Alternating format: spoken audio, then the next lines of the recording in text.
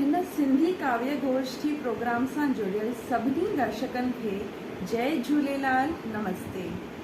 सभ खां पहिरीं मां शुक्रगुज़ार आहियां नवीन फाउंडेशन जी मूंखे पंहिंजी रचना पेश करण जो मौक़ो ॾियण लाइ। मां पंहिंजी हिकु कविता पेश करे रही आहियां जंहिंजो उनवान आहे ॻोल्हियां पई। दुश्वारीअ मंझां जफ़ाकशी करण जे हिन दौर में मां पंहिंजो पुरखुलूस चहिरो हर मुर्क में ॻोल्हियां पई। मां पंहिंजो पुरखुलूस चहिरो हर मुर्क में ॻोल्हियां पई। नक़ाबनि पुठियां नक़ाब पाइण जे हिन दौर में नक़ाबनि पुठियां नक़ाब पाइण जे हिन दौर में मां पंहिंजो आईनो हर शख़्स में ॻोल्हियां पई।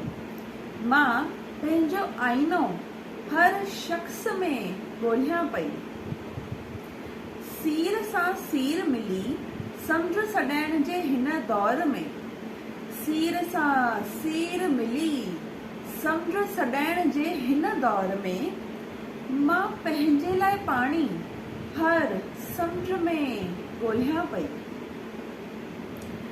ग़म में ग़मगीन नग़मा ॻाइण जे हिन दौर में ग़मगीन नग़मा ॻाइण जे हिन दौर में मां पंहिंजी निंड चंड ऐं तारनि में ॻोल्हियां पई।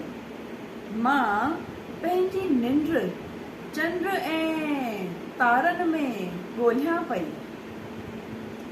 कलम सां कमाल कलाम लिखण जे हिन दौर में कलम सां कमाल कलाम लिखण जे हिन दौर में मां पंहिंजा अल्फाज़ पढ़ंदड़नि में ॻोल्हियां पई। मां पंहिंजा अल्फाज़ पढ़ंदड़नि में ॻोल्हियां पई। कलम सां कमाल कलाम लिखण जे हिन दौर में मां पंहिंजा अल्फाज़ पढ़ंदड़नि में ॻोल्हियां पई। महिरबानी, जय झूलेलाल।